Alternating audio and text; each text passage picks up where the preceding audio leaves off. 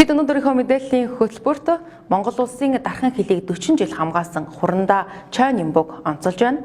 Тэрээр одоо чөлөөндөө гарсан ч чин зүрхэндээ дархан хэлээ үргэлж тээж хамгаалж явдаг Ахмад хэлчин юм а. Цэргийн хүн болоод үнэн шударга, сахилга баттай, ёс зүйтэй.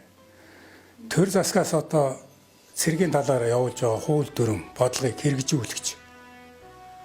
Үлгэр жишээч, бусдыг одоо манлайлагч, дагуулагч. Тийм л одоо хүн байх хэрэгтэй. Хамгийн наазахын жишээ бол ийм байна. Чой Нимбуг Хурандаа 1974 онд цэргийн албанд татагдаж, тэр жилдээ Зөвлөлт холбоот улсын хэлийн цэргийн командын дээд сургуульд 5 жил сурсан байна. Түүний цэргийн хүн болох эхлэл нь инээжээ.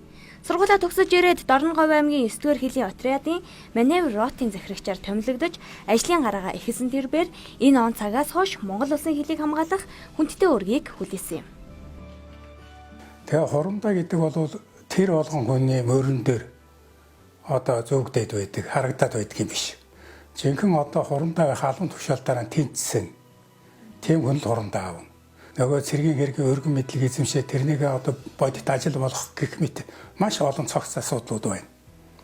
Энийг хийж чаддаг, манлайлж чаддаг, бусдыг дагуулж чаддаг, үлгэрлэж чаддаг, хамт олондоо үнэлүүлж чаддаг, дүнгийн тавиулж чаддаг.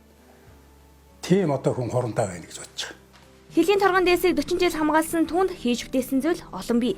Тухайн үед хойд хэлийг тохижуулаагүй учраас хэл зөрчих асуудал олон гардаг байж.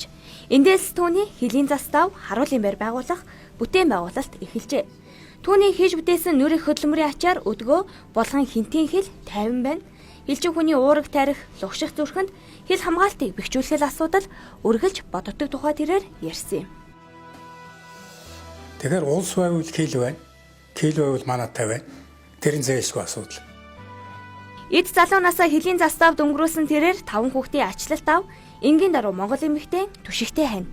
Түүний ханиг наран туяа гэдэг хуульч мэрэгжилтэйч нөхрөө даган хэлийн заставын хар нүдэн өсгий болжээ. Наран туяач мөн адил дархан хэлийн манаанд 25 жил зүтгэсэн байна. Түүний хувьд хэлчин байх. Хэлчин цэргийн эхнэр байх нь хамгийн сайхан он жилүүд байжээ. Би чинь нөхөртөөгөө нэлээд хэлийн 5 отруудад ажиллаж амьдралаа. Тэгээ бид нар ахсан залуу ах чинь манай хүн шатаавын даргаар 9 жил 2 отруудад юм уу 3 отруудад юу яасан. Ажиллаж исэн. Тэгэл өглөө чинь намайг юу яах чил босоог байх чил хэдэн цаг явсан бөөмөд босоо явцсан байдаг. Өдөр ирж бараг өдрийн цай уудаг гэж байхгүй. Тэгэл ороод чинь 12 цаг тэгэл 24 цаг л бараг тэгэл ерөн шүү дээ. Ороотол тэр үчин тэгэл би яг бас нэг ажиллагаагүйсэн өөр өөртөө өсгөлэн. Тэгэд хизээ яваад ирсэн хизээ ясан бөөмөд гаргаал ирээд маш их ачаалттай. Одоо бодоход бол тэгэд залуу болоход бол сайхан л байсан. Тэг сайхан л цаг байсан, сайхан байсан. Хил дээр очиход үүнээс цааш хүний нутаг, энэ хэсэг нь манай нутаг гэж бодоход үнэхээр сайхан санагддаг гин. Учир нь тунгалаг өсөх гол нь өндөр сайхан уул нь манай нутагт байна гэж бодохоор эх орноо илүү хайрладаг тухай тэрээр багтан ярьсан юм а. Монгол цэргийн үүсгэн байгуулагдсан 100 жилийн ой болж байна. Тэгээ энэ 100 жилийн ойг алтан хуудсыг бишилдсэн ялангуяа одоо хэл хамгаалах байгууллагын хэлийн олон заставууд байна. Хэлийн харуулууд байна. Яг одоо хэлийнхэн шугамдаар өөр гүйсэж байгаа хэлчтэй эрүүлэн хаз жаргал хамгийн сайхан бүхнийг хүсье. Хэлийн сэнгэр цэлмэг байх болтугай хэл хамгаалалт дархан байх болцоо хадшгүй дархан байх өрөөлөг өргөн төвшүүлж байна.